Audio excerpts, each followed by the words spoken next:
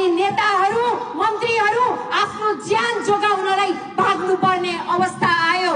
भदौ 23 गते पश्चात 24 गते राज्यविहीनताको रात यो देशमा संसद मौन भयो, सिंहदरबार जल्यो,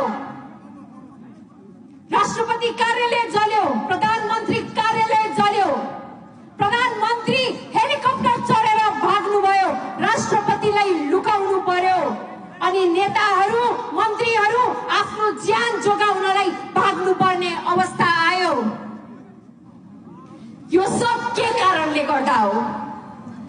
तपाईहरूले के भन्नुभएको थियो? गणतन्त्र पश्चात यो देशमा के परिवर्तन आयो? तपाईहरूले देखाएका सपना